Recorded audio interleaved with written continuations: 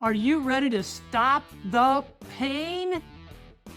What pain? The pain of earning gaps. Join us today, and we're going to show you how to do that. Let's take a look at top stocks in the news. What's their story? Are they a buy? Today's stock I'm going to be really hitting on is NVDA and Palo Alto Networks. Where do I buy them? So let's find out what the charts are telling us. So I'm going to start with Palo Alto Networks. Is Palo Alto Networks a buy? So Palo Alto Networks took an absolutely huge dive on Tuesday, on the 21st. And notice here, what are you going to do? Now, positives on this are it stayed above the 200-day moving average. That's a positive.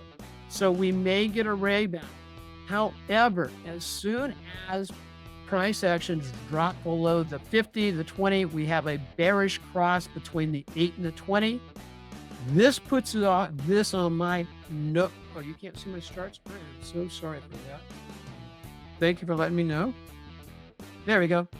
So a couple of places I'm looking at on Palo Alto Networks over on the weekly chart. Look at midsection of this candlestick right here. That's at about the 316 level. And isn't that interesting? That's right at this breakout area. That's an ideal area where it could basically reverse down.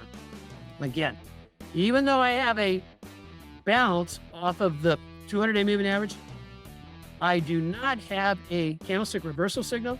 So on Palo Alto Networks, it is a NV, which stands for no buy.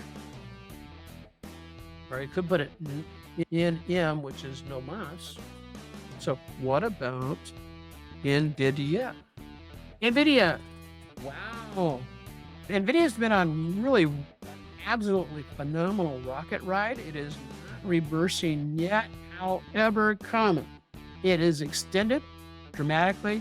It's run up 74% in the last 52 days or 36, and that's a lot. So NVDA, right now, it's also on my no buy list, but for different reasons. It's on my no buy list because it's showing weakness here.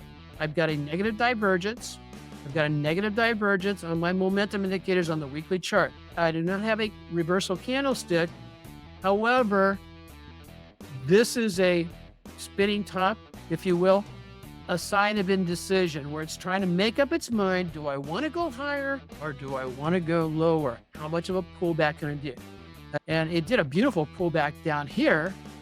And it was also in sympathy with the Palo Alto network trade, but then a rocket shipped out of here on earnings. Profit taking's normal. And I'll look over here right now on my weekly charts. There's nothing here to say sell it. So I'll be looking for this to do a couple of things. One is pull back towards the breakout area, but it also may overshoot that and pull back towards the uptrend line. That's where it becomes of interest to me.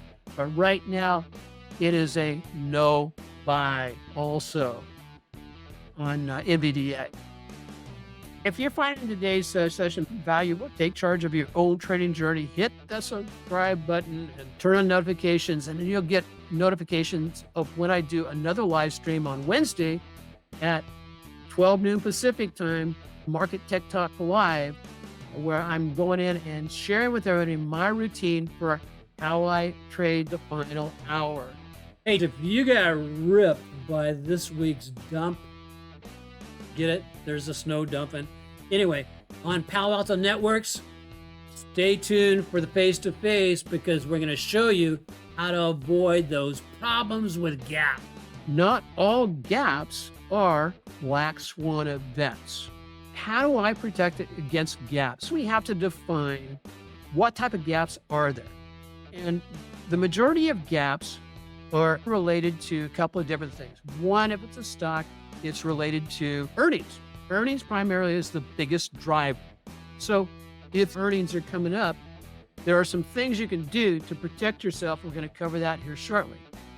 Number two, news-driven event, which result in sympathetic gap downs, as we saw this past week with CrowdStrike, ZS, as they basically in sympathy gap down with our buddy Palo Alto Networks.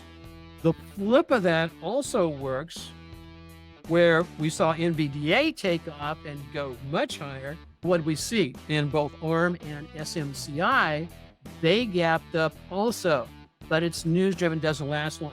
And the other one is the Fed. When the Fed meets, what can you do? Because the Fed usually results in a lot of volatility. Starting with the Fed, what do I do to protect myself during the Fed? One of the things I do is if I'm looking to open a position in one of the leverage ETFs, the index ETFs, I don't do it until after the Fed is over. Once the Fed reports out, then typically there's a 1 to 2 day settling out period where the market digests whatever the Fed's decision was, but then also digest whatever Powell has to say in the news conference. That's one. Number two is the aspect of news-driven or sympathetic moves. Those are really hard to predict. I would say that those do, in fact, fall into the category of being a black swan type of event. Very hard to predict. And then finally, earnings. How do we protect ourselves against earnings? Primarily, when we get into a stock, one, we know where earnings are going to be. I typically, if it's a week before earnings, I do not buy into that particular stock. So that takes the gap down after earnings off the table. Two, if I'm in a position, normally I take profits at 10%, 20%. So I only have a partial position left when earnings approach. Earnings aren't a surprise. They tell us exactly when they're going to happen. The other thing I do is I look at the stock. If it is not up 10% prior to the close on the day of earnings, I shut down the whole position. I basically get out of it. And the reason for that is that normally stocks will stay within a plus or minus 10%, unless you're Palo Alto Networks, of course, which Palo Alto Network dropped like 28, 29%. But it usually stays within 10 plus or minus 10% drop or rise. And so I'll ride that out. Why? One of the reasons why is because I'm only holding like 20% of the total shares that I started off with. And I've already taken off profits that even if that one gets hit and I have to jump out of that particular stock at break even, I still made 14% on the total trade. So that's excellent. If the trade is above 10%, then what I'll do on that is I'll let a portion of the position ride. In other words, if I have 70% of the shares that I bought previously, I cut it in half, sell part of it at whatever percentage it is, and then hold on to the rest of it. So that's what I do to combat against the earnings gap or the gap from anything else. I want to show you a couple of other interesting entities there, and I'm going to run through them like a rocket ship. Is look what happens with CrowdStrike. Notice CrowdStrike has earnings come up here on the 5th of March. It has ripped back up above the 8 and the 20-day moving average. Some people took this trade here off of this support, and if that's according to your rule, great. At the same time, for me, this was not a candlestick reversal signal, and I didn't get a reversal on my momentum.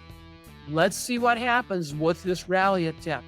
What makes this rally attempt suspect to me is look at the crummy volume. But if you did jump in at the bottom, one of the things you can do is plan your profits when you hit your moving averages. At least take some off the table. Some off the table. ZS is the other one. Similar type situation. Now, ZS actually had a reversal signal, then has a gap, and it's going also. Earnings, though, coming up here. And so if you got in on ZS down here, and let's say you got that past low right there, okay, you're up about 15%. Not a darn thing wrong with taking some profits off at the moving averages, because those moving averages, if you're approaching them from the bottom, turn out to be resistance, and two more. NVDA, we know what happened with NVDA. A couple of stocks that actually rallied with them, but are suspect. SMCI came down, hit the 20-day moving average, rally attempt on lower volume after a big sell-off. This was a huge sell-off day right here. The moving average has not crossed back down, but interesting. Gapped up with NVDA and now is having a little bit of a struggle.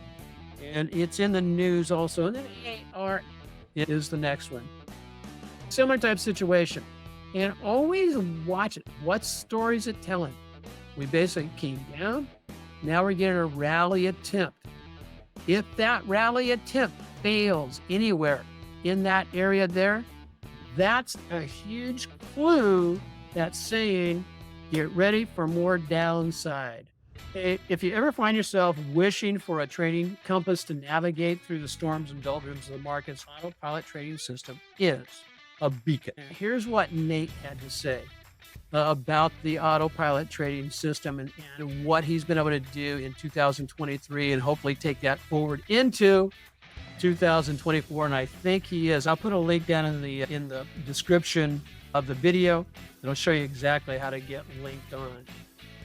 Most traders complicate the process and they want to know more than they need to know to be successful. Your journey is just beginning. Discover more with our swing trading tips. There'll be a video that'll pop up here shortly. Remember, the path to trading success is not paved with complexity, but with the simplicity of mastery. And just a reminder, all materials presented are for training purposes. Traders should always paper trade any new method prior to the risk of their own personal capital. Past performance is not an indication or a promise of future performance.